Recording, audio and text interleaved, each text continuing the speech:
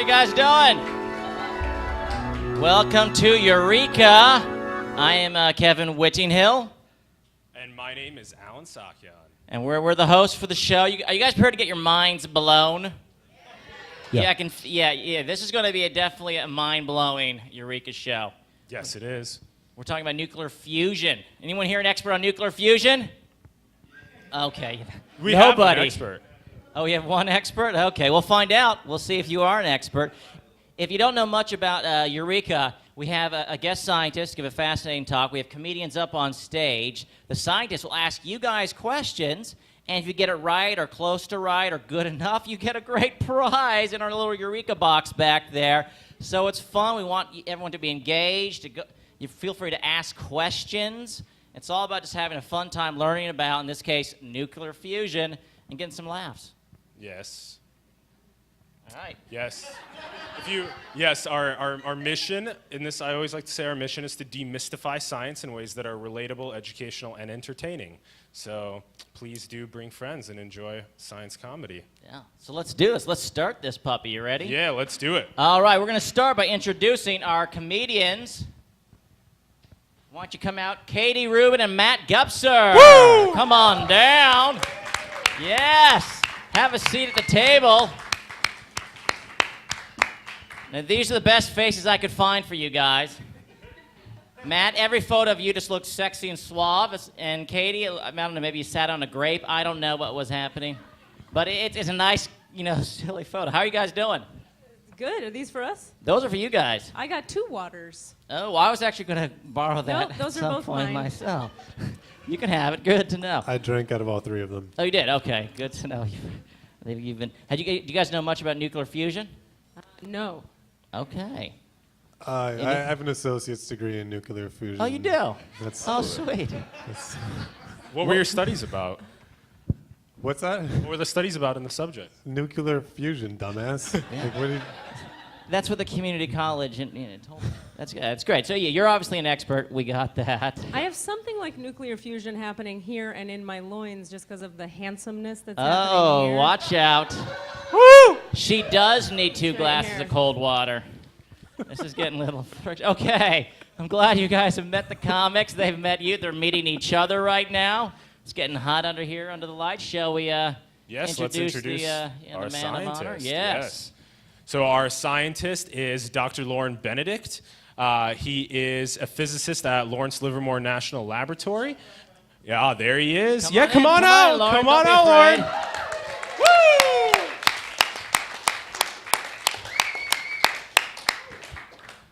And yes, this is a very long list of accomplishments. We have, you've studied topics ranging from nanoscience to magnetism to nuclear fusion. Primary interest in predicting the properties of matter at extreme pressures and temperatures. What happens to matter when it gets really, really hot? Yours, yeah. We wish to know. Yes. So we have also placed you right here in this, I guess, nuclear fusion reactor, because you're the center. It's going to get hot. So we're going to start. I guess you're going to tell us a little bit about yourself. That's probably the best place to start. Yeah, I can do that. Well, Yeah, you know something about yourself? a little bit. Okay, good. Yeah, Sounds I mean, excellent. so let me just mention. Oh, what am I doing? I have a microphone. You have a microphone. I think that the first thing that I want to communicate to you all is that I'm not really much of an expert in nuclear fusion, despite what these people are saying. I mean, my expertise is this sort of matter in extreme conditions, but the kind of fusion that we're trying to affect at Lawrence Livermore Lab, as I'll show you, is one in which you have to put the matter in very, very high pressures and temperatures in order for the stuff to fuse.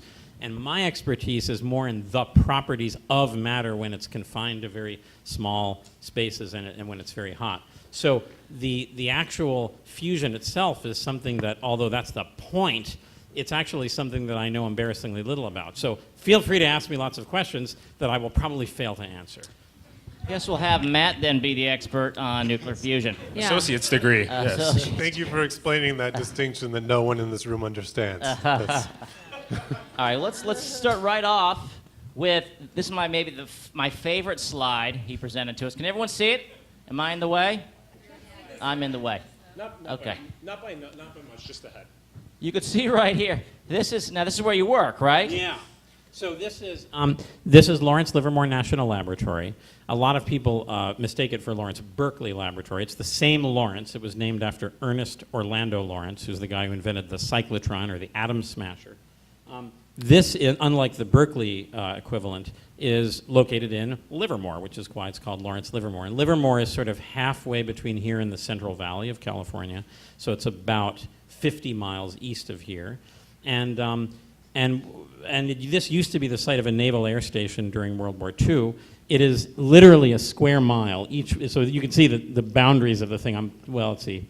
You can see what. Yeah, very good. Thank you, boundary man. Useful for something. So this is it's literally a square mile. The hills that you see in the back are the hills that separate the nominal East Bay from the so-called Tri-Valley, which is where Livermore and Dublin and Pleasanton are. This is very detailed. And that's my office. So it's in the southwest corner of the laboratory. And this thing is what we're going to be talking about, which is called NIF, which is the National Ignition Facility, and that's in the opposing corner. Wow, I like how you break it down as if we wanted to stalk you. We know you're like walking route to the NIF. Where's the cafeteria? There are two. Thank you for asking.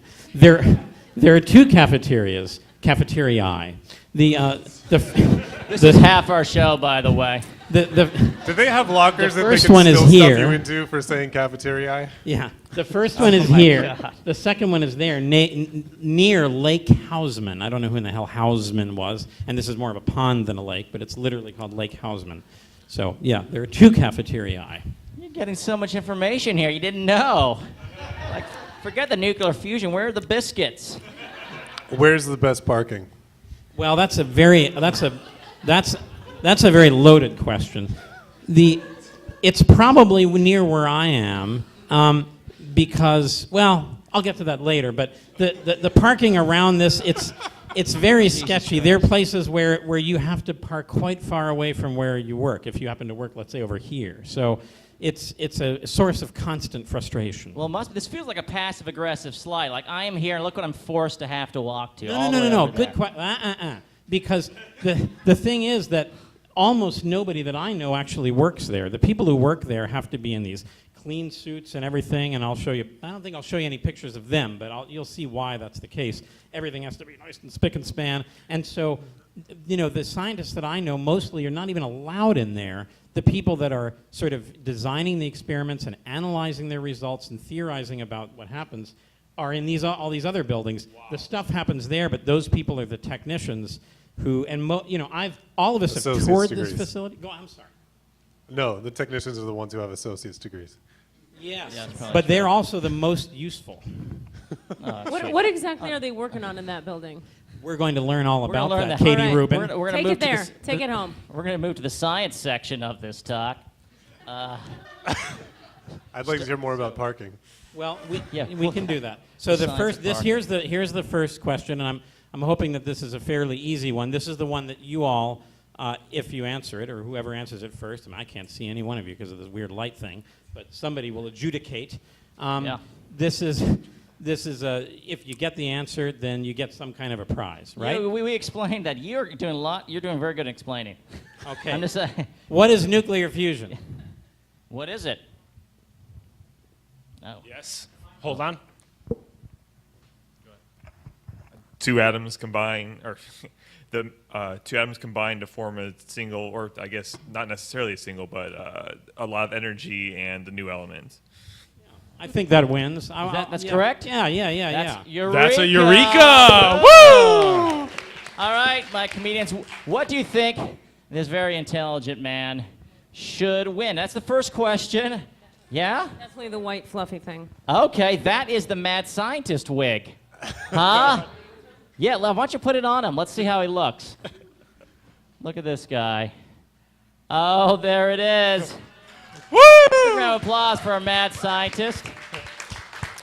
And you're in the Tenderloin, so you can wear it outside. You look like a young Bernie Sanders.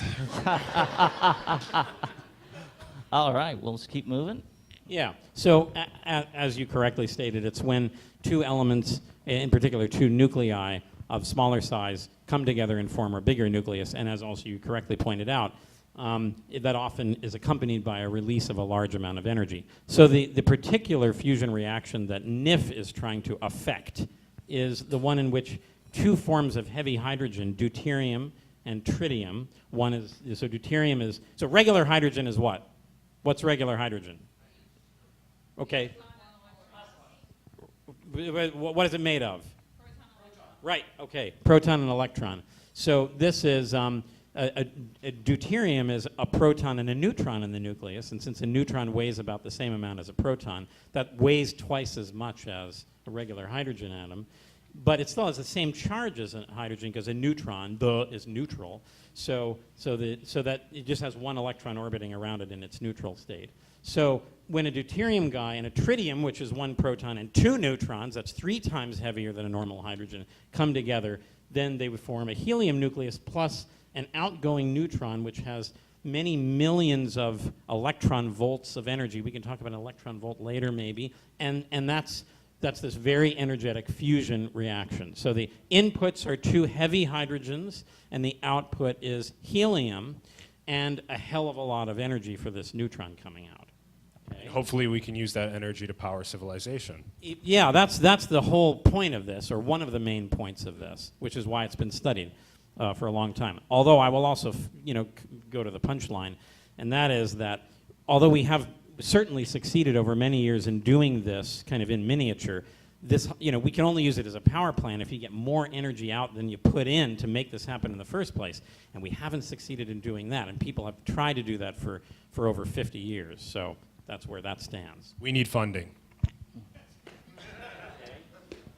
All right. So this Back is to this the buildings yeah. again. All So right. More buildings. Cafeteria again. Cafeteria. That is nice parking. Yeah, right. If you work over there, you're the parking king. I mean, but again, this is where the Do technicians you guys are. use segways? No, but you know what? Let me just say something about that. Lawrence Livermore Lab is particularly hip because throughout this square mile, they have these cute little orange bikes. And they don't belong to any one individual who works there. They're just littered throughout the place. And so if I'm going from one building to another, I can just pick up a bike from one place, ride the bike, drop it off, and then walk back or whatever. They're ownerless bicycles that are owned by the collective. So that's kind of hip. Do you have to be a socialist to work there? No. Good question. Maybe it helps, though. I think Shared economy. I'd probably Good job. take the bike. That's right. So that's the building, and basically, I'll show you a little bit of the insides of it in picture form. But this is a very large laser. It's actually the world's largest laser facility. I mean, it's literally the most powerful laser in the world by a country mile. What kind of a laser is it? Well, there's many different kinds in there. So it starts with very low-powered, I think, ytterbium-doped glass or something, and that produces infrared light that then gets amplified again and again by xenon flash lamps and a bunch of other stuff that, frankly, I don't understand because that's, again, not in my area of expertise, sadly. But all that's packed into here, and it has to be long because lasers, what is laser? Does anybody know what laser stands for? What's it stand for? Wow, man, this is some smart. Smells like graduate school in Let's here. hear that. Let's hear that again. Light amplification of through stimulated emission of radiation. That's exactly right. Very good. Took it out of my mouth. That's Can we give a a Eureka round for of that? applause. And that wasn't even one of the questions, so you are prizeless, buddy. But the reason this has to be so long is the amplification part, because basically the light has to pass back and forth through various media in order to continue to stimulate the matter, to excite electrons so that when they fall down in their energy levels, they emit more light, and they tell 2 friends, and they tell 2 friends, etc. And that has to happen so many times. That's why this thing is so long, and any given beam of light traverses this even many, many times. So if we don't actually figure out nuclear fusion, can we just turn this into a death ray? Is that like the next? Funny you should ask, because actually this very building has been used in, I think, one of the more recent Star Trek movies, the interior of this building, when they weren't actually shooting the stuff. So Hollywood has already used the interior of it. Are we going to see some of that next? No. Okay. That's the one exciting. What do you think, I'm a dork? I don't know. Okay. Well, I think So- I think you're a dork. Let's take. Okay.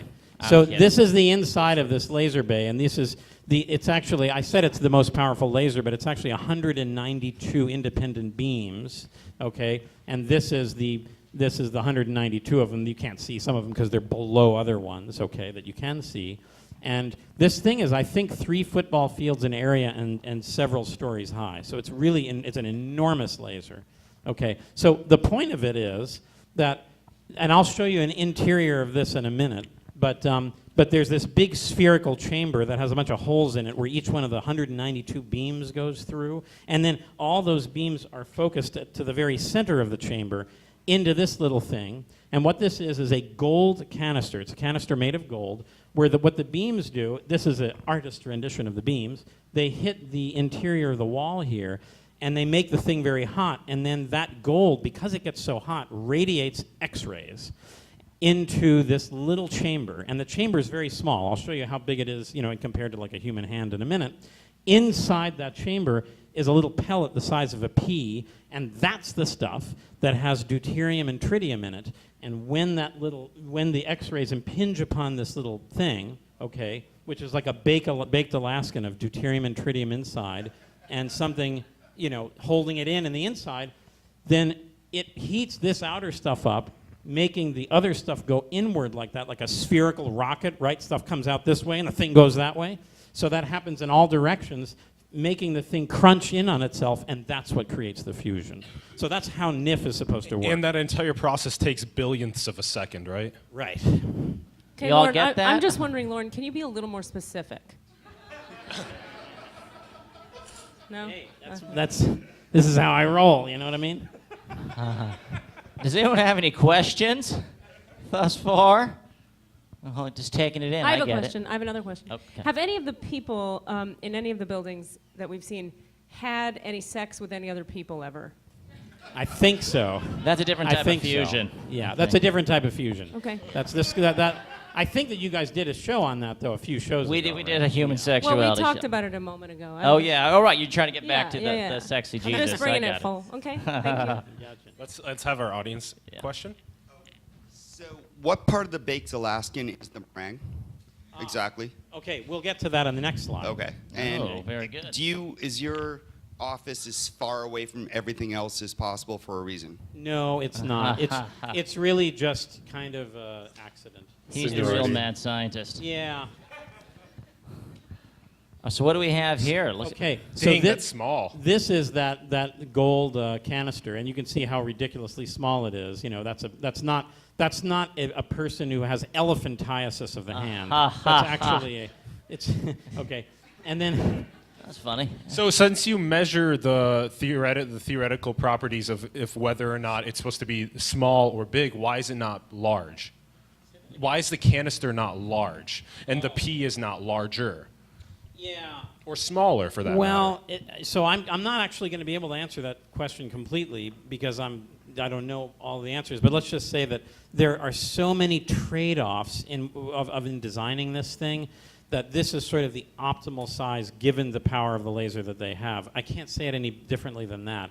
I mean, and if you make it too big or too small, the thing just isn't going to work with this laser that we have well enough. And it's like a 50-year history in figuring that out. It's in the engineering design of this. I wish I had a better answer. And if I was one of the people who designed it, I probably would have an answer for you, but I don't.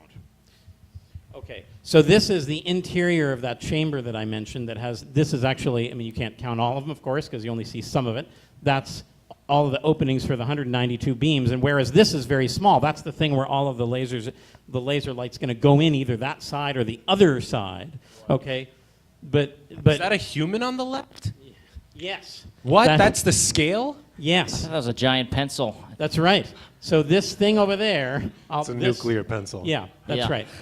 So Yeah, this look. thing over there is Everything's what is, phallic. they are aligning this little guy over there to be in the center of this big chamber so that it's at just the right place because they don't want to miss the lasers, obviously. And so this is very big. The thing that they have to, to line up is really small in comparison to the physical size of this. How often does Professor X show up there to find all the mutants? Are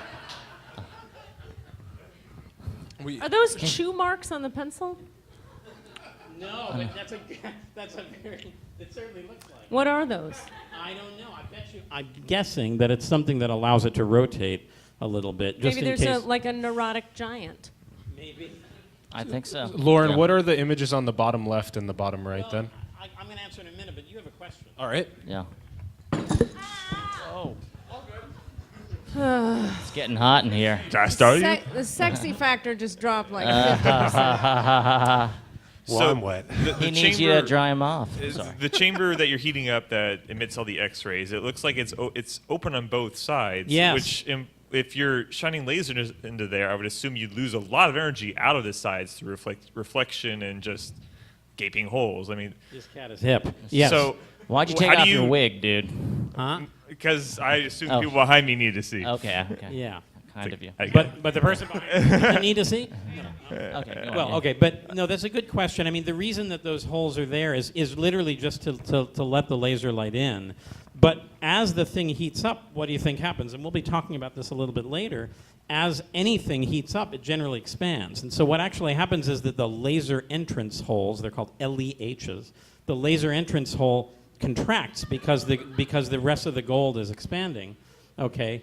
And so, in fact, what happens is that as the thing gets hot, it starts to, like the field of view, it starts to see less of the lasers. And so the experiment ends up being over relatively quickly because of that. And so, but it's timed in such a way that if the fusion was going to happen, it had to happen before that anyway. So, fuck it. You know. Fuck it. That's good. That's a great segue to the next question. Fuck it.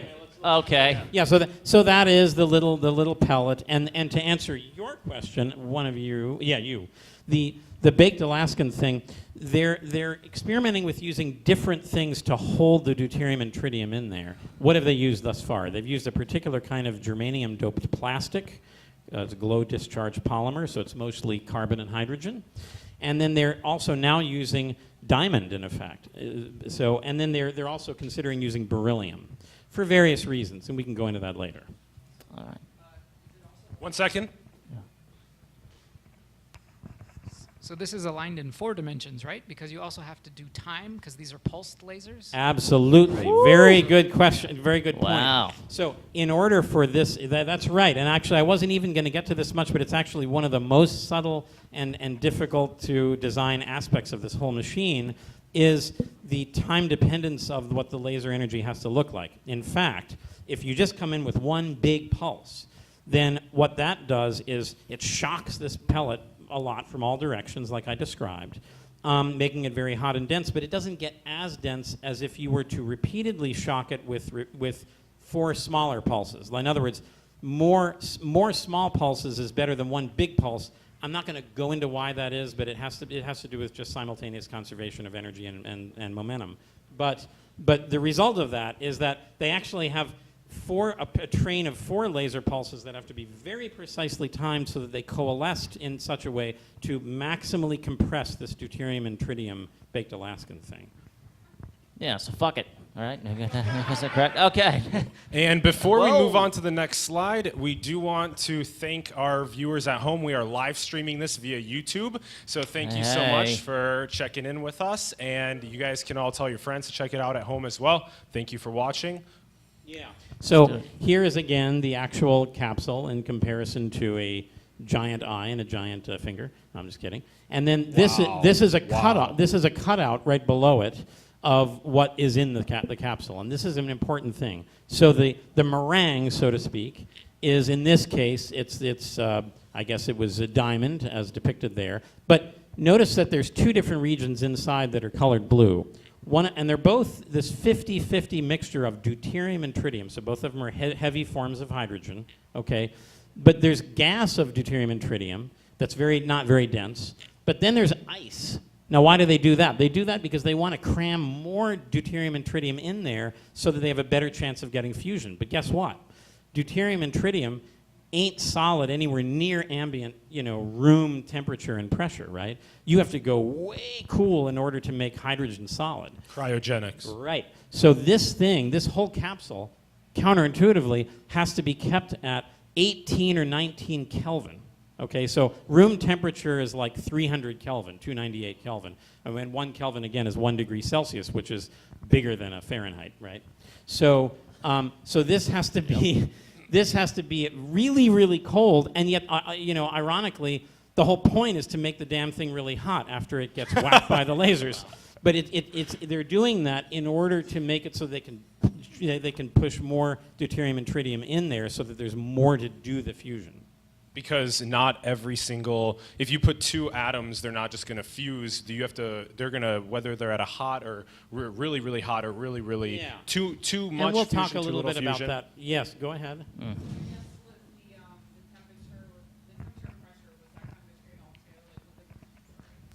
Was it better to have just a really cold room rather than actually just increase the pressure? I guess they probably Well, considered that. that's an insightful question. There is a trade-off between temperature and pressure in general, and we'll be talking a little bit more about that as we go on. But yeah, in general, I think as you were correctly intuiting, as you heat something, it wants to expand, and so there's a weird. Instead of having a temperature at 18 Kelvin, you could have a higher temperature with higher pressure.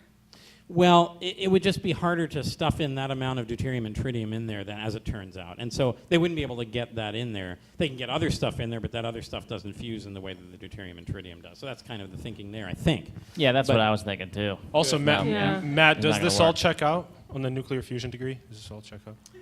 I think that was third year, so I don't. You didn't get there. Playing hockey. So now what the things are on the upper right there are simulations done by colleagues of mine with material models made by me for how this stuff behaves when it gets compressed and heated, for what happens like as you go on in time. It's like a cross section of this little capsule as it's imploding. And what you see here, and this is important, you know, what we want is for this thing to be basically spherical. We don't want a whole bunch of shit to, like, you know, to spill out, because if it spills out, then That's the it's not technical getting, term? right? Then it's not getting crunched in the Shit same eye way. is the technical term. But Too much shit eye. even in the idealized simulations, you know, when you have 2 fluids next to each other that have different density or different composition, think like, let's say you pour cream into coffee or something, you get this swirly thing, right? And so, I mean, Now you're speaking my language. okay. The hip movement helps too. Did you see that? Okay. So I mean, the thing is that this stuff has all kinds of ways of spilling out when it starts to get dense, and the more dense it gets, the greater the tendency for it to want to come out, just like the milk and the coffee thing. So they spend an enormous amount of time, the people doing the laser jocks and this stuff, trying to change the relative intensity and timing of these beams so that they sort of trick the thing into wanting to be spherical. And this is an actual image, an X-ray image, in fact, of X-ray emission from the actual fusing thing of what it looks like. And you can see it's about as round as they can get it these days, but they also know that it's not as round as it needs to be to really have the sort of gains in terms of making a power reactor that they want. So in the cafeteria, Yes. I'm back. do they have mac when and you cheese? guys go on break, is this the kind of shit you're talking about at lunch? Or do you talk about like dating and shopping and what do you talk about I at have lunch? never heard anybody talk about either dating or shopping. Cole, Yeah. what do you talk? No, seriously, like I'm sincerely no, curious. no. Like a bunch Physicists be shopping. I basically we talk about this stuff. of you never take a break. Well, no. Well, with the here's Just here's came another- back from Hawaii. You took a break. I'm going to enact a typical conversation Please Wow. between 2 Can physicists. Can I pretend to be the other physicist? Yes, but Okay, you great. better do a good job. Okay, all right, I got it. So it's You gonna so it- fire her? Jesus. Wait, So wait. it's- Can I be like a new physicist trying to get a job? Yes, you ready? Okay, yeah. Okay. And this is the sexy physicist that cafeteria? just comes Hot in. guy physicist. Okay. It's like a We're in porno. we're in the cafeteria though. We're all in the Yeah, cafeteria. yeah. Yeah, it's pronounced cafetorium. Yeah. Wow. Carry on. So yeah, this stuff is really interesting. I can't wait for you to work on it, but you know, the funding's getting cut again. Funding. Yeah. And oh boy, these Washington idiots. Oh, you know what I'm gonna do. There's just no money in it anymore. So that's also a typical conversation. That's the end of our talk? That's it. Wow, you're cold. Not colder than these nachos. Oh. Or Did I what's get in the this jo- little pea? Okay.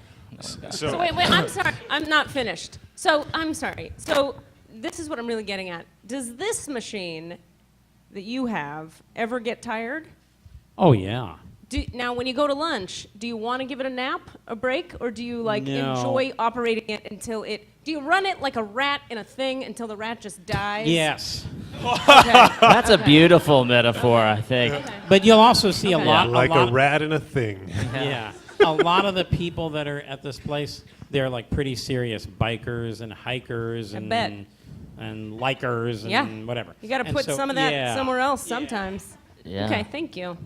So Wow. I want I'm just tired listening to you talk. I don't know what the hell you've said, but I'm tired. Many scientists We'll have go that shopping genius after this. and just like want to focus on one thing. I want to quickly ask. So you said that you specifically make the model of the P that then goes inside of the gold cylinder.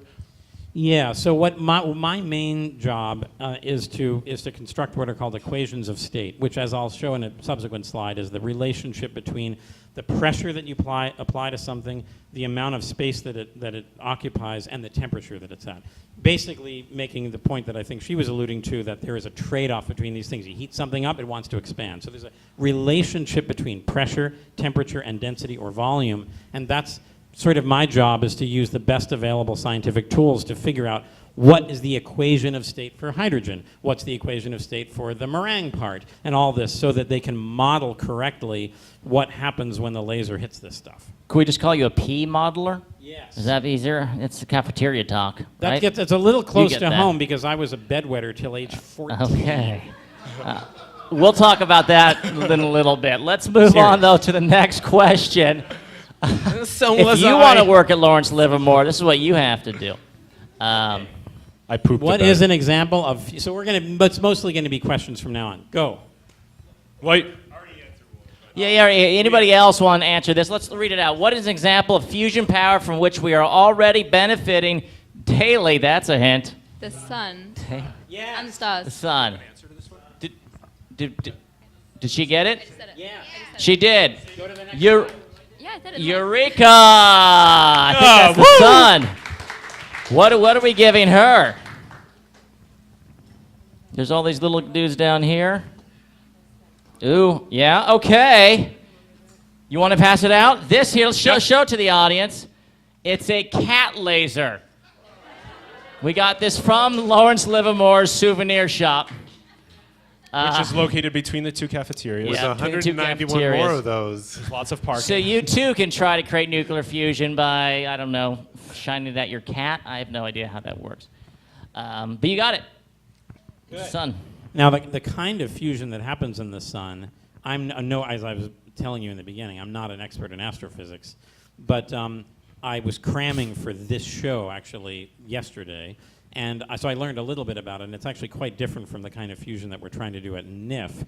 The kind of fusion that happens here happens in stages, and I won't go through all of them, but it's actually just bare proton guys coming together, so hydrogen rather than deuterium and tritium, at least initially. And so it's actually much more complex than what we're trying to do, but it happens all by itself because it's so big and massive, and so it gets hot, and there's the gravitational energy that contributes to that. And then it's at perfect equilibrium so that the gravity and the pressure are constantly smashing together. Yep. Nuclear fusion is Yep, occurring, yep, and that's yep. how everything's being lit in our solar think, system. I think that's correct, yeah. All right. Yeah, in cafeteria lady? I was Anything? just napping. Oh, you were I don't know. napping. Yeah. Okay. And then hopefully some of those photons that leave the sun and hit your solar panels at home can power your houses and your cars. If you have one. All right, yes. Feel empowered, no pun intended. All right, next question. Should we jump on in? Here we go. Okay, so what might be the benefits of nuclear fusion as a power source as compared to, for instance, nuclear fission? Thoughts? Here we go. It doesn't make us dangerous of remaining components from the That's fusion. right. That's correct. Eureka! Nailed it. Next slide. Here we are. All right, this is definitely it, my friend. You can put this maybe above your bed. Huh? The ladies like that.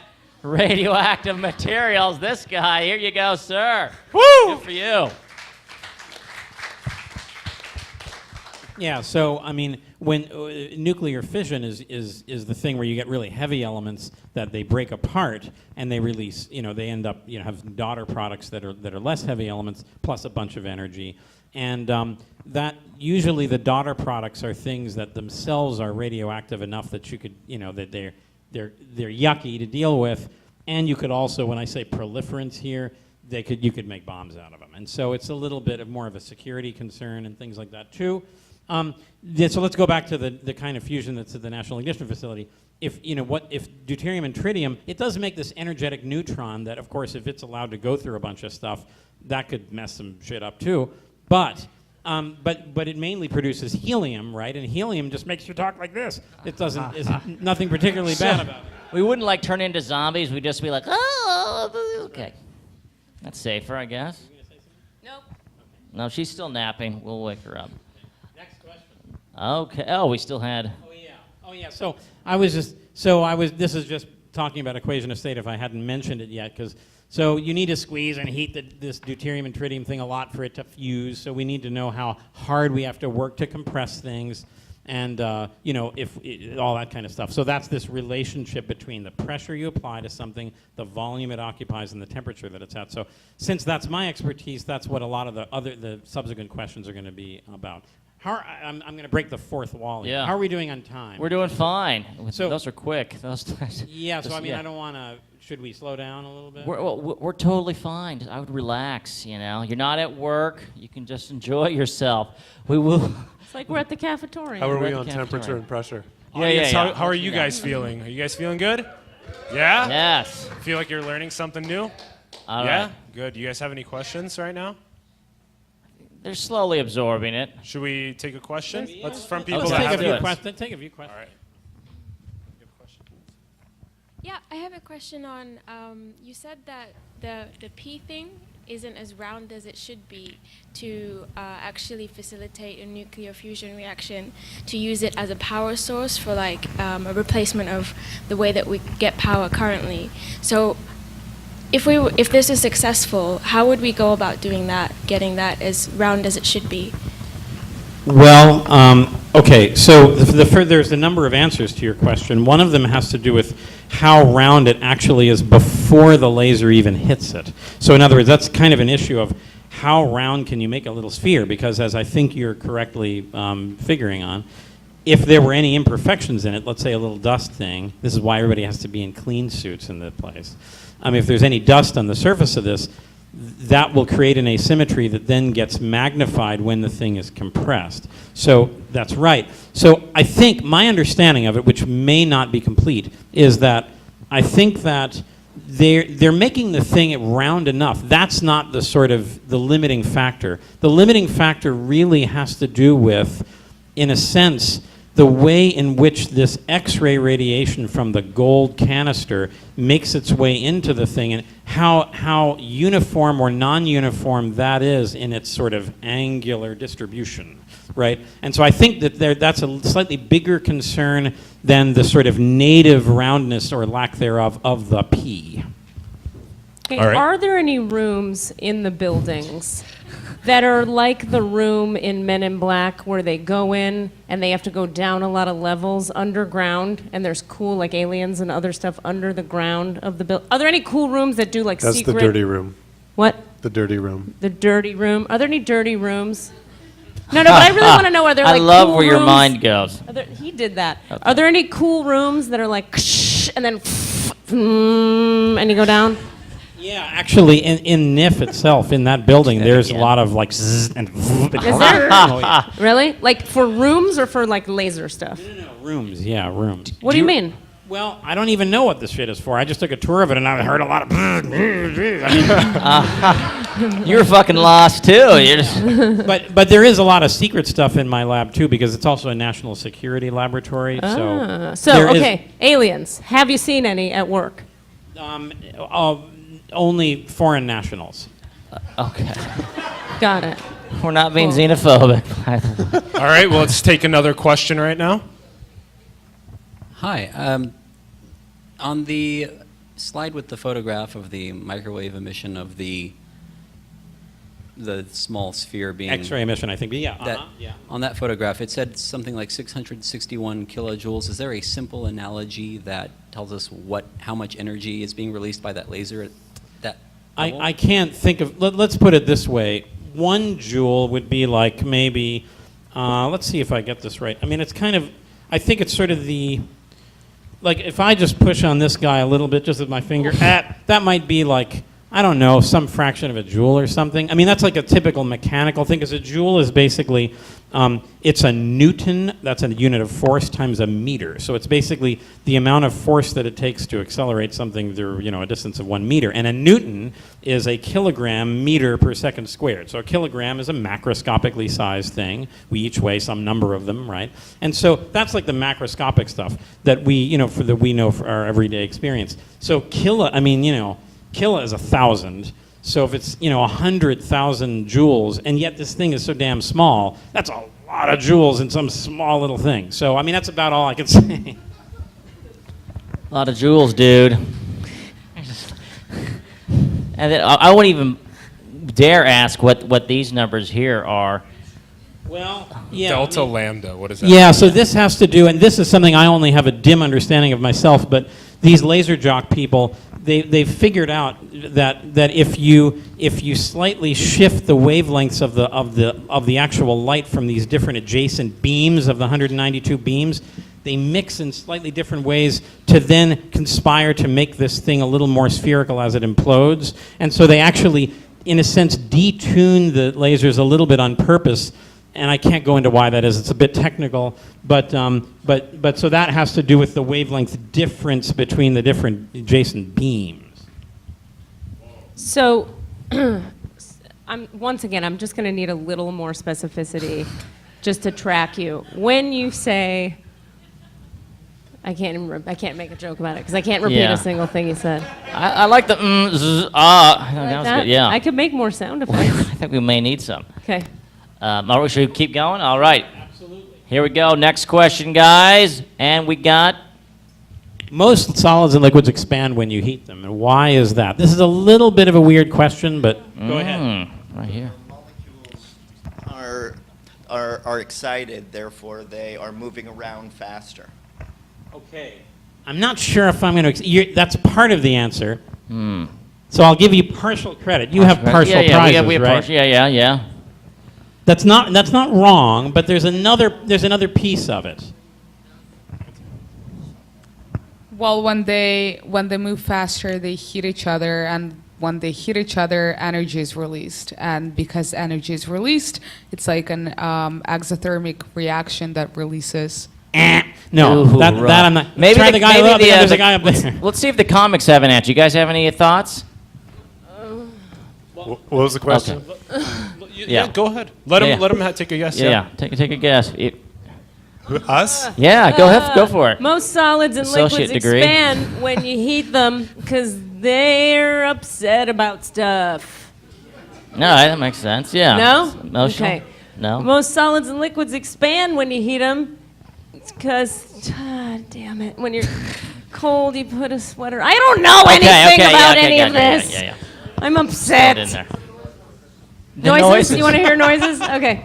That's why? Is that what you said? Noises. I have a question real quick. I'm sorry. Let's get back to this. I want to hear, how many people come to this show because science is you're really interested and curious about science? I'm just really curious about this. Cool. All And how many- right. that's so Yes. interesting. Yeah, look at that. They're all of them. And it's our job to ruin that. Awesome. Cool, thank you. Just curious. All right, let's... Hot people? Oh, there it This is. guy. He's crushing it here. We should have you as the image of the sun. Okay. All right. Is anyone hot enough that they're expanding right now? Is it? Why do you think I'm crossing my legs, This guy's buddy? expanding back here. I see there's an expansion in his seat. All right. Release energy. Because molecular bonds are being He's answering up here, I think. because molecular bonds are being weakened. Yeah. Say it one more time. I think.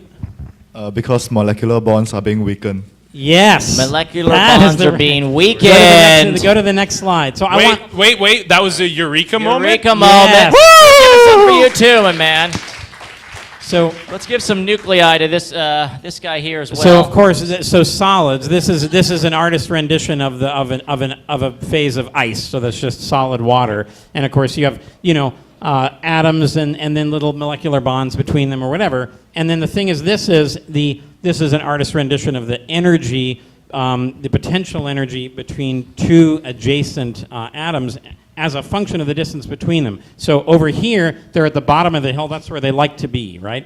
So that's the equilibrium distance. So that's the distance that you would find. As you heat the thing up, these things jiggle around. So you're partially right, but what happens is that when they start to do, they're going to bounce and bounce and bounce. And when it's heated up enough, they're going to be bouncing like this. And then what he said comes into play, which is that this. Basically, the force, the farther out you are, the weaker the bond is, and that's really the reason that things start to drift this way.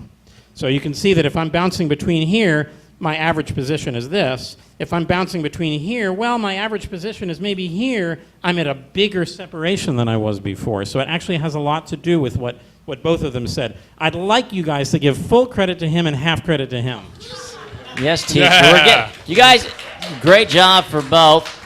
So quickly, half credit is still an F. Credit for that one. So Lorin, this is explaining that if it's too hot, they'll bounce and they won't break the molecular bond, and if it's too cool, it will also not break it. Well, this isn't really an issue of breaking. I mean, I'm not talking really about here I'm talking about just expanding. I'm not talking about like when the stuff completely flies apart. So this is just like the normal thing of, you have, if you have a bottle or something where the bottle cap is metal and it's been cold for a while, maybe it's hard to get it off, and you put it under warm water, and then it's easier to get it off because the metal expands more than the glass thing that it's surrounding. That's just that if I made this curve for the metal thing, it's like this. If I made the one for the glass thing, maybe it's a little more peaked, so the metal's expanding more than the glass part. That's all. So we're just talking about when the stuff is still in its kind of packed in state, not when bonds are breaking per se, which is why I gave her the Oh, yeah. Well, we'll give you something at the end. We'll give you a hug. A hug. Okay, that's very sweet. From him. Yes. From Sunman. You don't know what you signed up for, Matt. The next question, you're going to take your shirt off, by the way. Are we ready to go?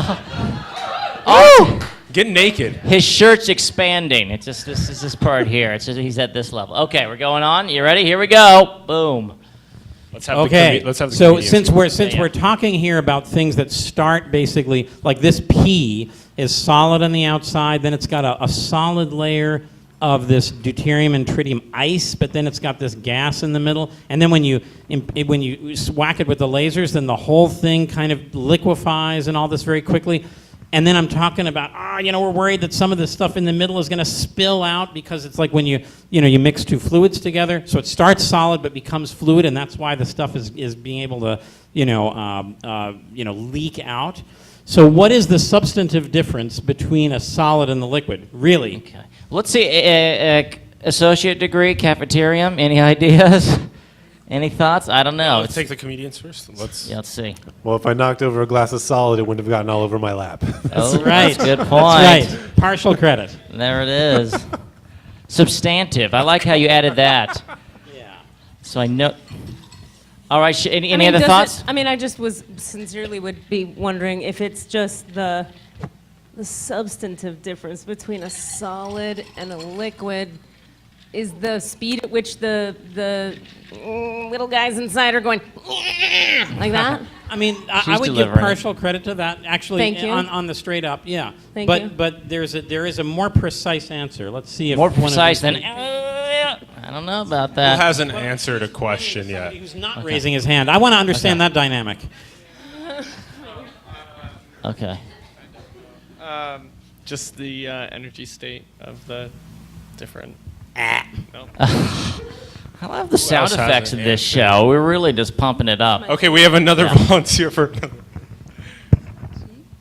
The molecules are tightly packed and solid. Not necessarily. It's a good supposition, but it's false. You can have a liquid which is denser than a solid, so that's not really the distinction. But good try. All right.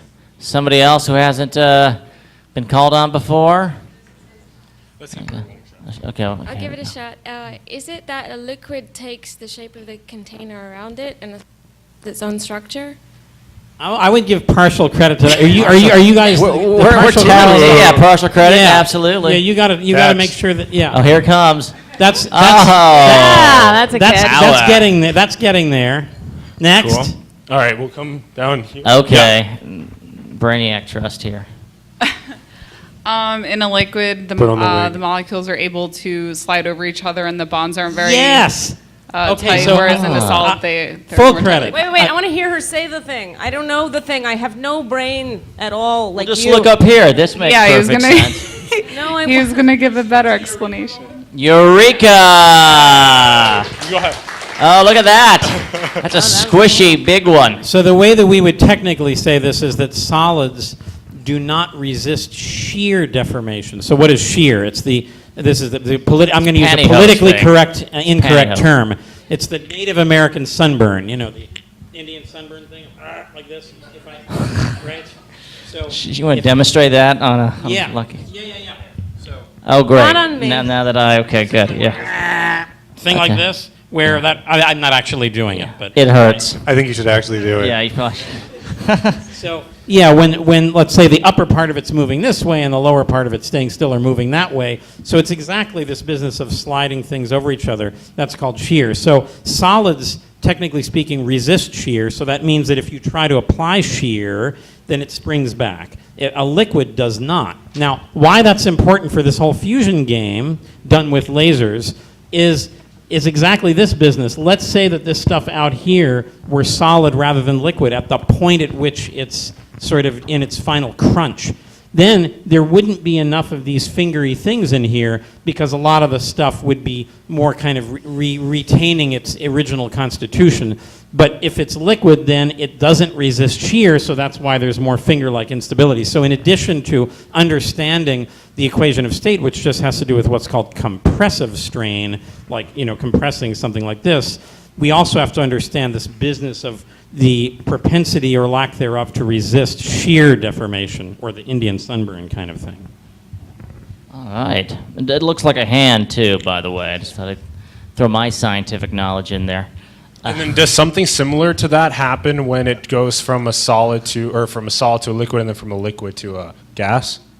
Well, that's an interesting question. The distinction between liquid and gas is far more subtle.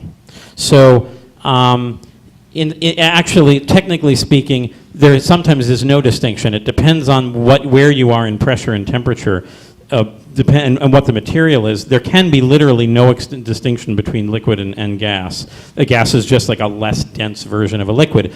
If you go to low temperatures, then there can be a difference. Basically, it's this whole business of condensation, like when you go out in the morning, maybe not here, but where it actually gets cold, Well, I guess San Francisco gets cold.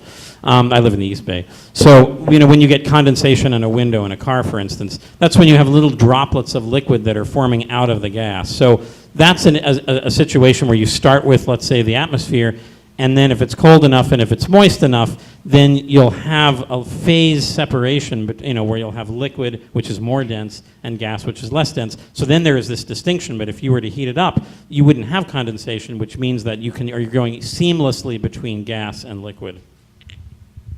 Makes sense to me. I think I just became a gas. What's that?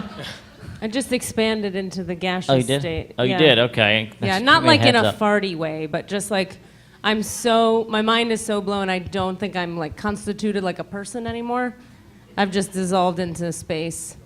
That's transcendent. Thank you. Yeah, it is. Yeah. Thanks. Let's transcend to the next question. You guys ready for this? Here we go. All right. So, this is maybe an easy one, maybe not. Why is it so difficult to do this fusion thing in the first place?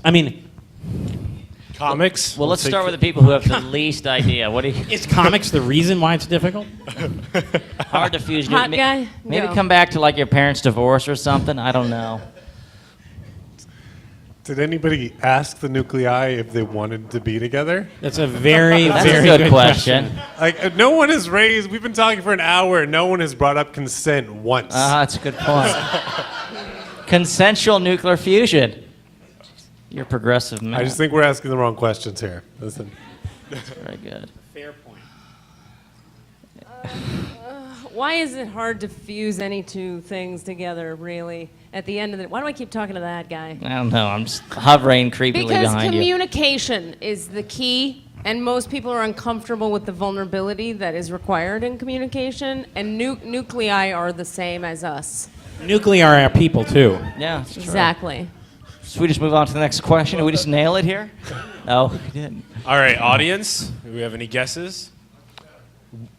Let's. Nailed it in one. Oh, he did? What was it? Okay, why don't you explain it? Explain it. Nuclei are charged, and that they have this electrostatic force of charged particles. Inverse square law. Eureka. Eureka, everybody! Yeah! All right. This one, we could take it out. It's a. To protect the coverall with the hood. Why don't you open it up for a sec? Open All right, it up, give us 1 second. and you can see what we got you here. I think maybe if you visit Lorin at Lawrence Livermore, you can wear this. I'm trying to get them, by the way, to change the name to Lorin's Livermore, since my name is Lorin. Lorin apostrophe S Livermore. You can't just throw They in haven't a agreed. can of spray paint, a little apostrophe in there. You can. I'm not strong enough. You're not strong enough. The bonds are too great. Let's Have you tried heating it up? Oh, that was so easy. Oh, wow. He can open up a jar of pickles. Let's open this up. What is it? What do we have here? Oh, it's your own biohazard suit. Yeah, that's what I'm talking Yes. about. Yep. You too can conduct experiments in your garage. Well, we are in the Tenderloin. That's right. If you could put that. That's what There they, you go, sir. Yes. Yeah, that's what they wear on the Men in Black level. After the. Now, I have a quick question. Will he be wearing that when he cleans the house? Oh, no, just to bed. Oh. Who's that to protect, you or him? I don't know. All right. You're looking good. Oh, Look at dang. that. Yeah. He's got it. Give a Wow. round of applause. Woo! Put it on, everybody. Look at that. These are the Lawrence He looks a little like, I don't know, many of you are too young for this. He looks a little like one of the Coneheads from Saturday Night Live. There it years is. ago. Excellent. You got it. He's ready. All right. Yeah, so he is exactly correct, Mr. Conehead Guy, which is the so since the deuterium and the tritium are both charged, positively charged, right? We know that like charges repel. So in fact, the closer they get to each other, boy, they really don't like being close to each other, and they only start to like being close to each other. You can think of some jokes. They only start to like being close to each other when they're already really close. So when they get to be, I don't know, a few times 10 to the 14 or minus 14 or 10 to the minus 15 meters, that's when the attractive so-called strong force kicks in, which makes them want to bind together. Prior to that, they want to repel each other. So that means you have to slam these sons of bitches together in order to get them to go over this barrier so that they want to be there. So then is the weak nuclear force the one that keeps all atoms apart right now? No. This is the strong nuclear I know, force. and then the strong is when they bridge the weak. The weak nuclear force mediates basically, in a sense, transmutation of protons to neutrons and back and things like this. So that's a more subtle thing that I haven't discussed here, but is actually relevant for I believe for the fusion in the sun more than this. So two protons will repel one another, and then repel, and then if you get them hot enough or pressure enough, then they'll. Yeah, yes, that's right. And the reason that we use deuterium and tritium rather than just the protons that would be in the sun, for instance, is because that reaction happens a little more easily and gives off a little more energy. So it's easier for us to click the done box and trying to make fusion. That's how it works. Just click the done box and boom. That's it. Okay. And so what's this Coulomb barrier? Am I pronouncing that? Oh, yeah. Coulomb is some scientist who was, I think, the first person to think about it. So it works the same way as gravity. Electrostatics, so this is just the electrical part of the electromagnetism thing of force. You have two charges that the force between them varies as the square of the distance between them, and it's proportional to the product of the two charges, okay? So it's like charge 1 times charge 2 divided by the square of the force between them, or the square of the distance between them, excuse me. That's what the force is. And then... I work at McDonald's. And so Coulomb was the guy who first, I think, realized that having to do with charges, but it's exactly the same force law for gravity, but where now gravity, of course, is purely an attractive force, and there you have the mass of one times the mass of the other divided by the square of the distance between them, and this is the charge of one times the charge of the other divided by the distance between them so the closer they are, the more they repel with each other if they have the same sign of charge, both positive or both negative. This could also be like a graph of my time on OkCupid. If you look like they meet, attraction, then over time, it's just repulsion, repulsion, repulsion. Or any marriage ever. Any relationship, really. No? Nothing? Nothing, people? Well, we know who's polyamorous. What's that? Well, we know who's polyamorous. No, what? I don't know who's polyamorous. Do you have any questions on this, or is this just like crystal clear to you? Silence. These are pretty colors. Yeah, Yes, we have I a died question. inside a long time ago, so I got nothing. Is there any consensus as to why that changeover happens, why you go from repulsion to attraction all of a sudden? I mean, I think there's a lot of consensus. I mean, it's basically just that the strong nuclear force is extremely, well, it's very strong and it's very short-ranged, and in this context, it's attractive. So I think people feel at least that they understand the strong nuclear force well enough so that it's not like a mystery. One thing that I will say, though, is you've probably heard of the quarks, things like this. So there's 3 quarks that make up a proton and 3 quarks that make up a neutron. What's so a quark? Quark is the constituent of a nucleon, nucleon being either a proton or a neutron. And again, there's 3 of them in protons and 3 of them in neutrons.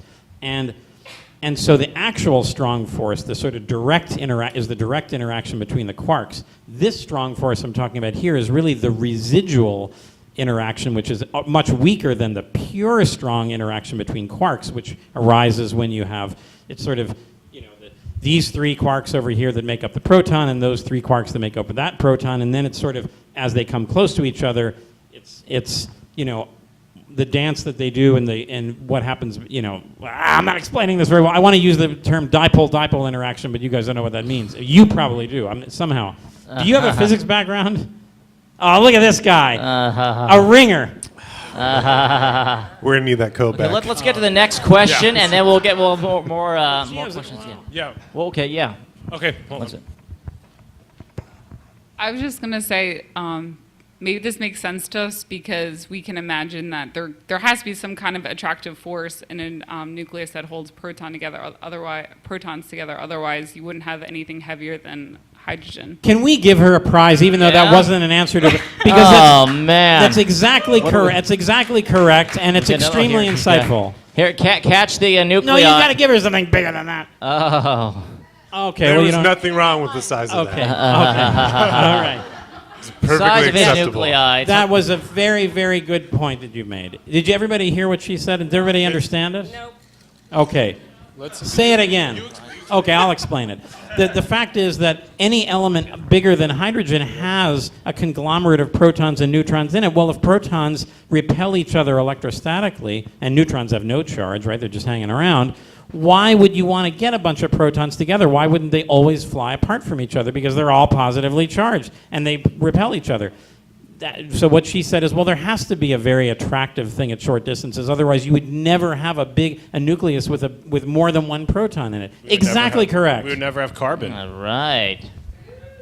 Yeah. Yep. Hold on. Doesn't that feed into the fusion that's going on in the sun to produce higher Yes, it is. elements? Yeah. Because in the sun, again, I'm no expert on it, but from the little bit of cribbing that I did, I mean, there actually are a number of heavier elements that are in the sun. There's, up to I think iron. So that's. The point at which the star will thus then no longer fuse the molecules, and it will actually start to die. Yep. Cool. All right. Iron supplements. Okay, next question. Here we go.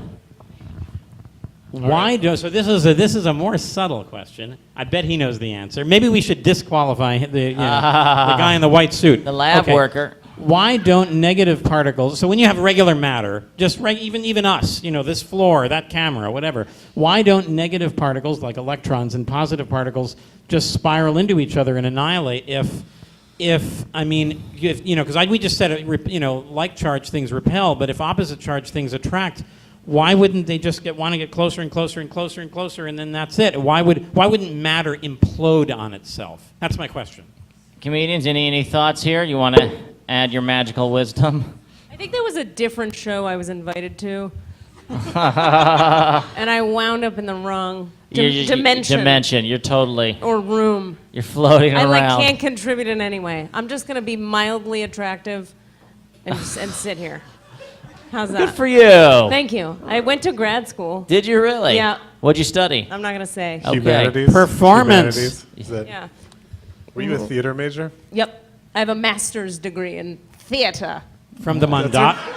That's a real thing people do? That's a thing people do. That's funny. Yeah, you just have to be mildly attractive. That's it. That's all that's required. Only mildly attractive. I do want to say one thing. I think that as I'm watching this whole thing, I'm like, it's pretty much already a solo show. Like if Lorin this is a solo, you could do his job and my job and their job. I'm not trying to do that. No, but you're doing he's got hidden talents You're doing too. an amazing job, and it's the up and down and the lights and the quiet. Let's Yeah. clap for Round of applause for Lorin. Yes. Yeah. I didn't. That wasn't by design. Just No, own it, it's Lorin. just It's that happening. you guys are lame. Yeah, it's true. It's true. Look at this It's true. guy. He is crushing. You just... Who's negatively charged now? Hey! Oh. A lot of repulsion in the room, isn't there? Oh boy. All right, so let's move to a possible answer for this question. Now that everyone's self-esteem is dropped. Okay. What do we got? A new person? Maybe this is what I remember from quantum physics, but don't they spin in different shapes like S, D, P, F, and different levels? I'd like to give her partial credit. Yes, you're absolutely right, but there's a sort of deeper reason that that's the case. But you're absolutely correct. That is a manifestation of the underlying thing that I'm looking for. Good. Is it because of the protons? I mean, the protons and electrons repel each other, so they're all spinning in different directions. I can't remember that. No, that's not. No. I'll stop. No, but You're doing a good job. But you said the word quantum, and that's certainly a part of it. You should say the word quantum more often. Quantum. Yeah. Okay, partial credit. So molecules are basically breathier? neutral. I mean, in general, they've already combined, and that's why they are there. But there are instances where we have like,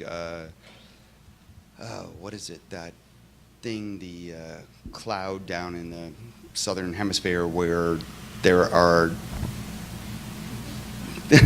I'm going somewhere with this, but so what is that? Ozone layer. Thank you. The ozone area where those keep constantly migrating with each other. There are instances where that happens, where they constantly interact. But I don't know what you're saying. Generally, molecules are neutral. Slip in the word quantum. That's true, but I don't hear an explanation there for this.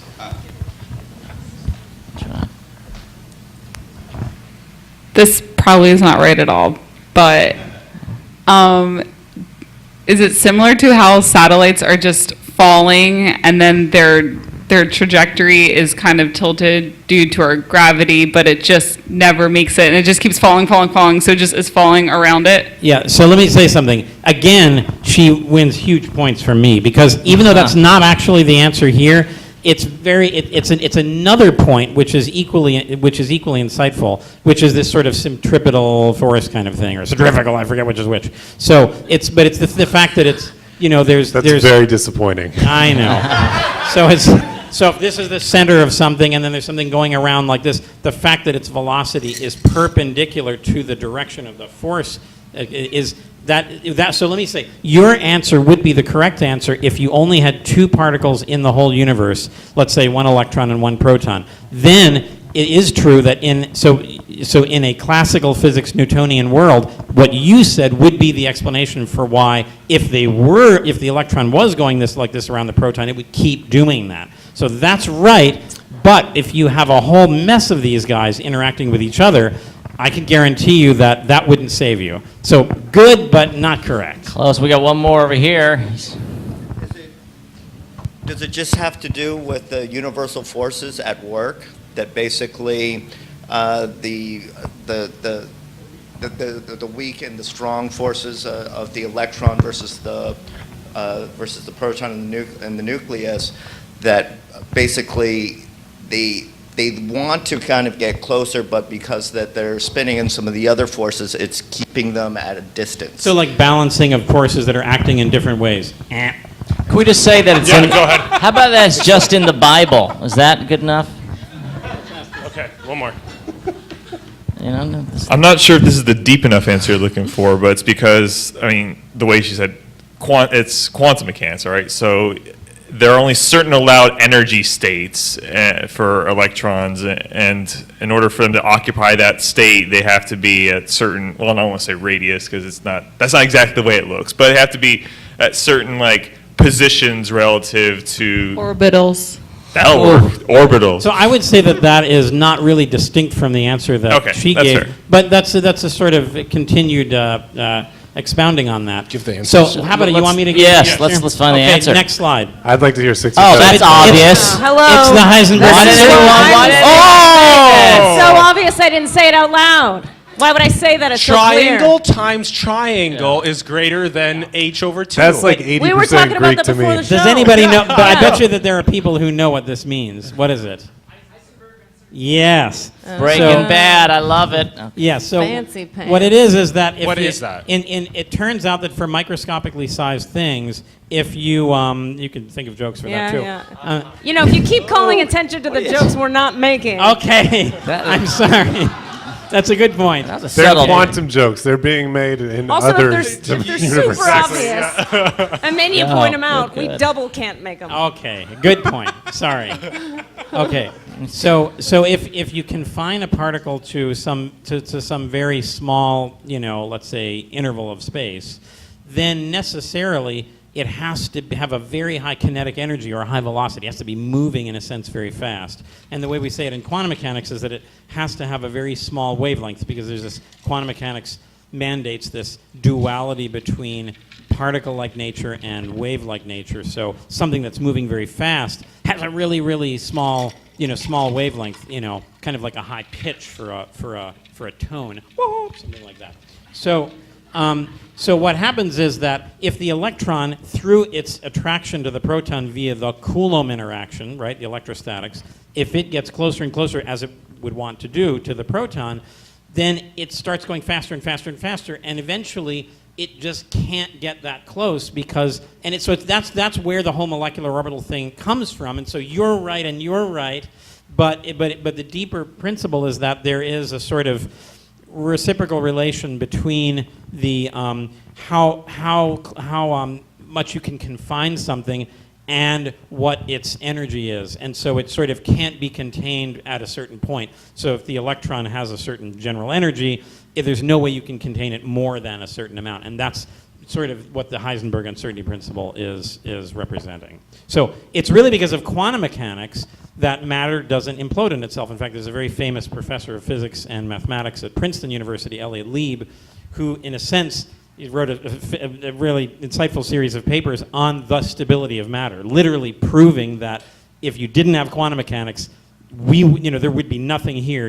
Matter would not be stable. It's a very insightful series of observations. I'm wondering if maybe you two want to spiral towards one another. I think that she's already spiraled. Yeah, she's fused. Hey, man. He's a matchmaker. Matter is unpredictable. All right, should we jump to the next one? Here it is. So since we're talking about things getting really hot, and they have to get really hot in order for this fusion thing to happen, because again, the deuterium and tritium guys have to come screaming into each other very quickly in order for them to overcome the repulsive barrier and feel the attractive barrier of the strong force to fuse. then they have to be very hot. So, but if we forget about fusion for a minute, how is temperature conventionally measured? In detail. Yeah. Well, not the unit, but what's the physical process that allows us, or physical processes that allow us to infer what the temperature of something is? I think somebody back there had an idea. How much thermal energy it radiates? Okay. That's correct, and I think we should give him full credit, even though Yeah? that wasn't the answer I was looking for. But that's We're getting Eureka! We're getting ooh! That is absolutely squish ball. You don't have to take it. That's fine. Just throw it right back.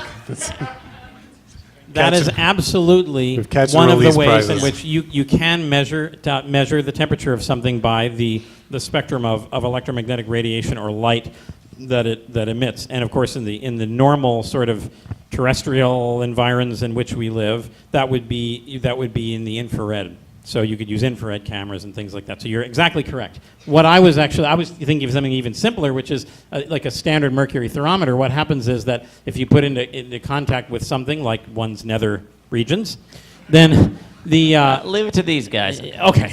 Then Solo show. Boom.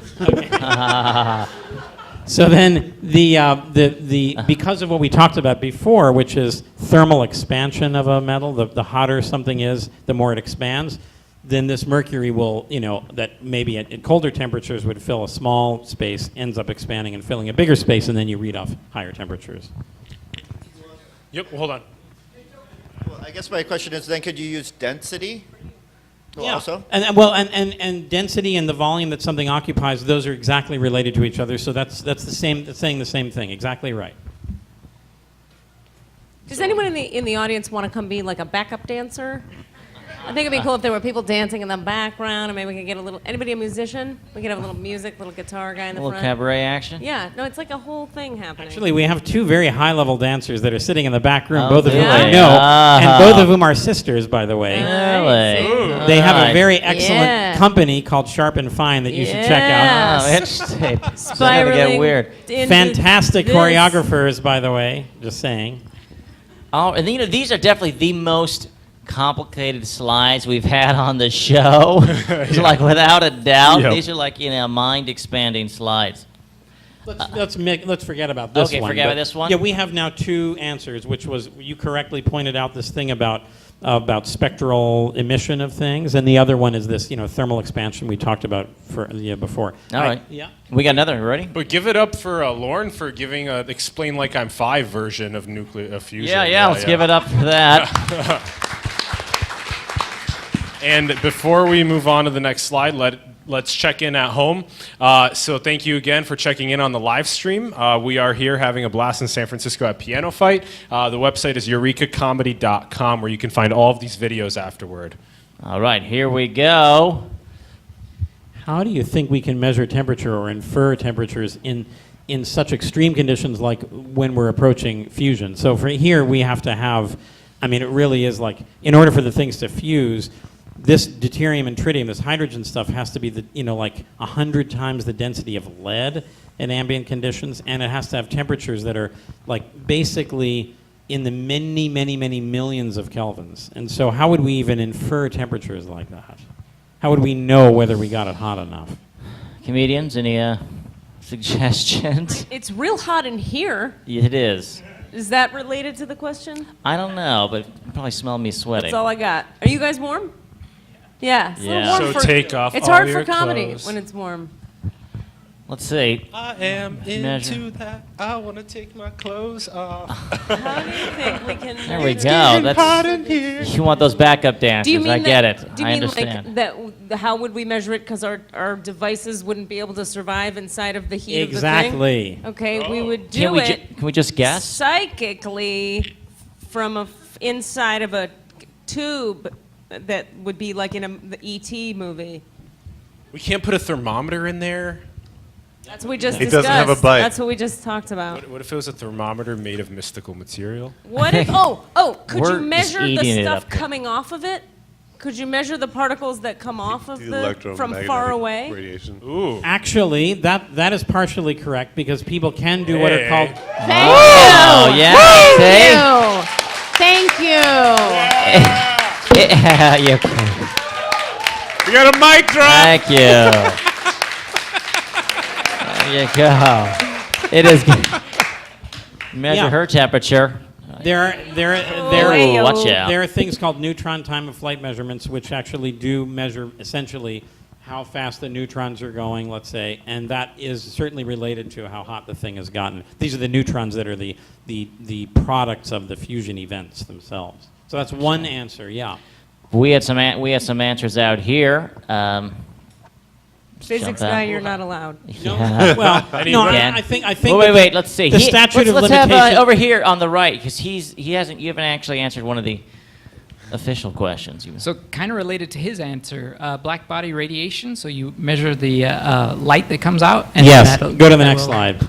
Eureka! Yeah. Basically, nailed it. I mean, hot gas has a different, basically colors of light coming out or spectra than colder gas, and so because the electrons in the hotter stuff are more excited than in the colder stuff, and so when they de-excite, they give off different photons or particles of light. So that's right.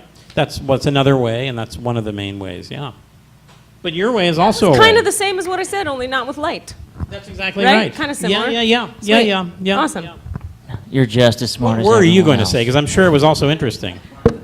Okay, very good. I got partial. Yeah. There's just no gifts left. Oh, wait, there might be. Is there? I think we have only One more question. Are you guys ready for the final question? Woo! Handle this? All right, here it comes.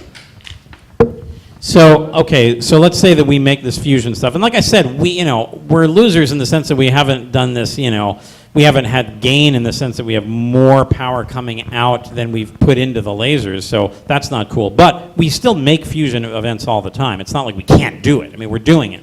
But what are the ways that this hot fusing stuff cools down after it's gotten to the point where it's gotten as hot as and dense as it's going to get? You blow on it real hard? No. Okay. Like a big fan. Big fan. Nope. Okay.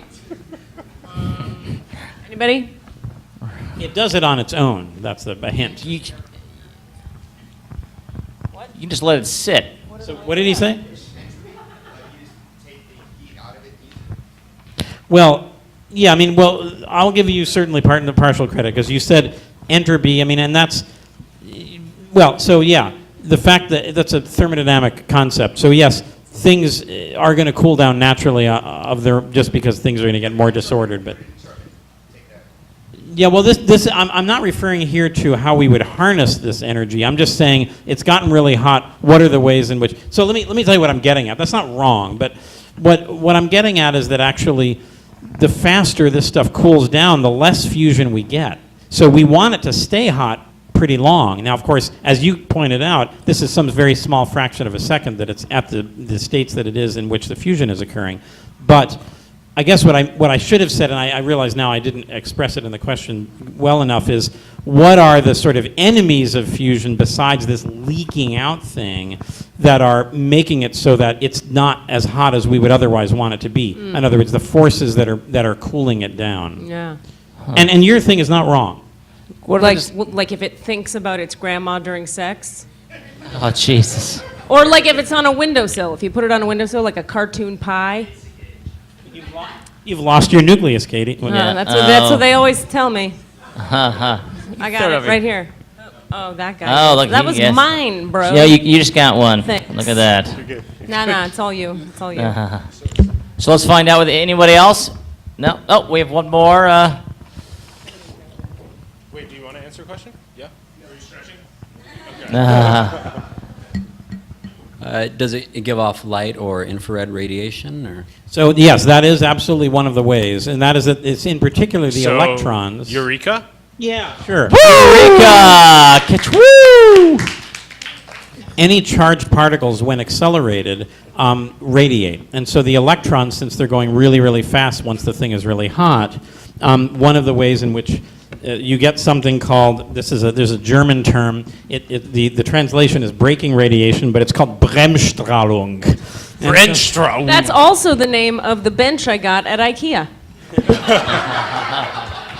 So,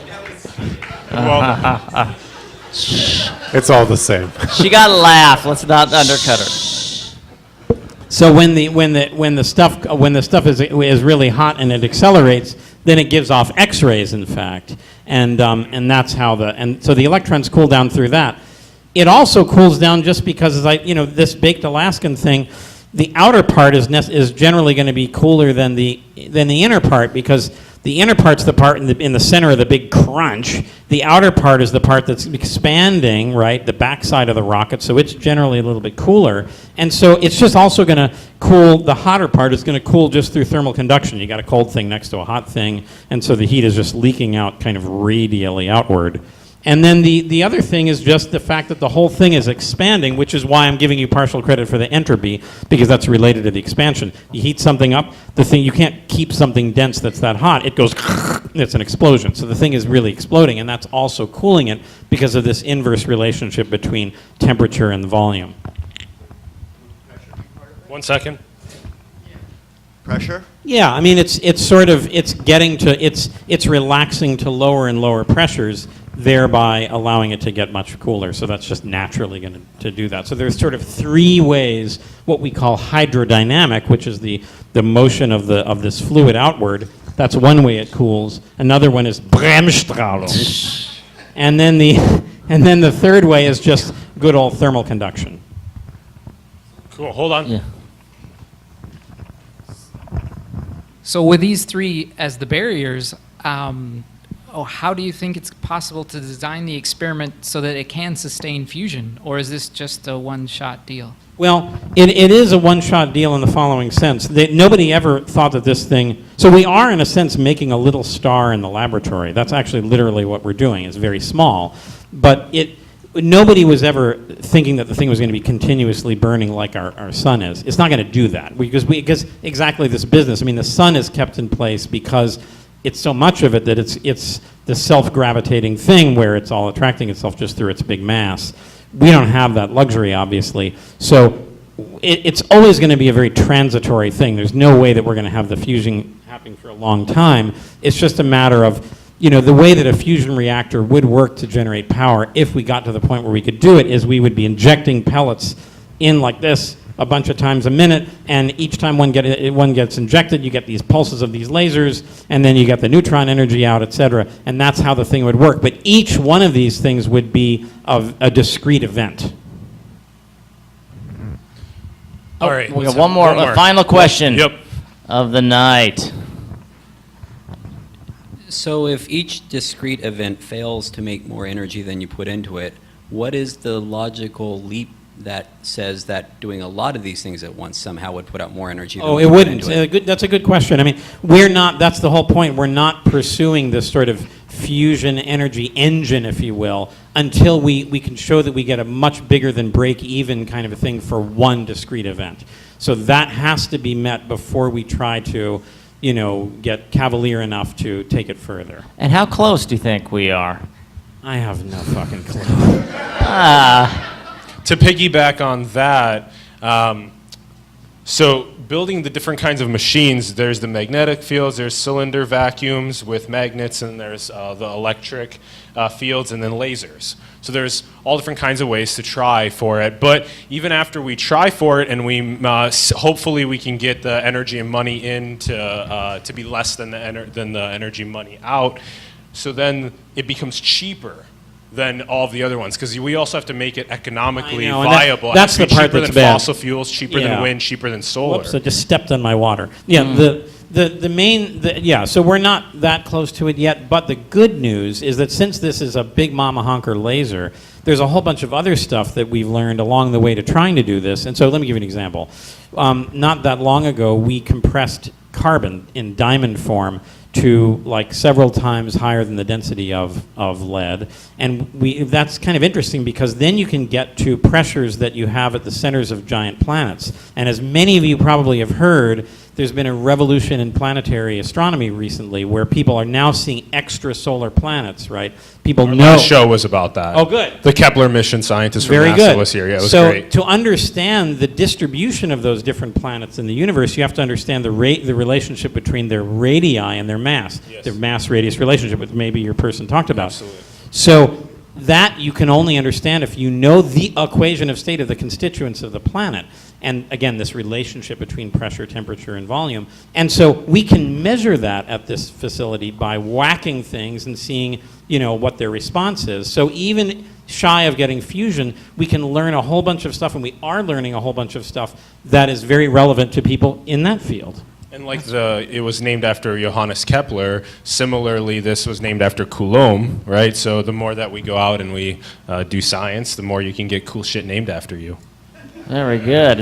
Everyone feel like they're an expert at nuclear fusion now?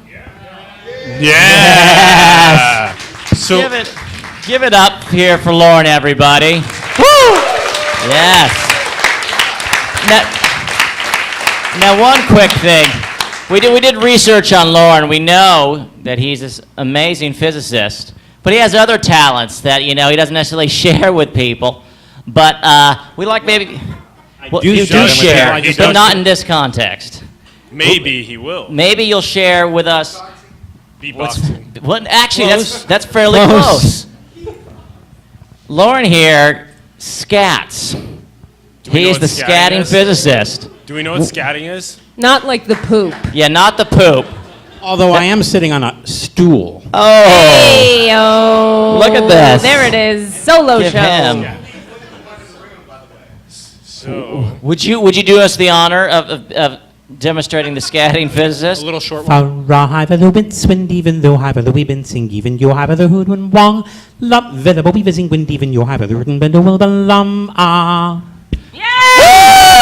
Everybody.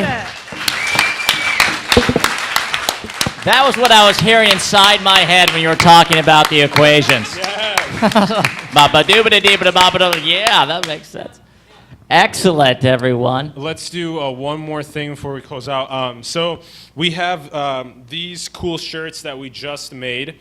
Before I talk about them, I do want to recognize someone special in our audience, and that somebody special is Lindsay Spherical. She has been a huge lover and of Eureka, and because of that, and sharing it with other people, and we appreciate her so much, and we would like to give her a gift. Can I just say that I thought you were going to award the shirt to the person who was like the dopest in terms of answering questions, in which case I would have picked her.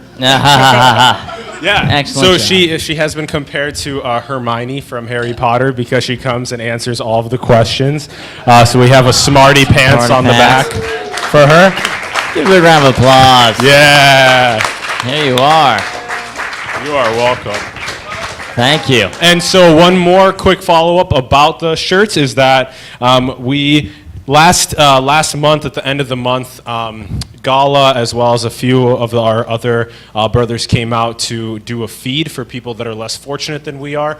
For every t-shirt that you guys do purchase and rock for us, that we do go out and we feed people at the Civic Center and at the Tenderloin.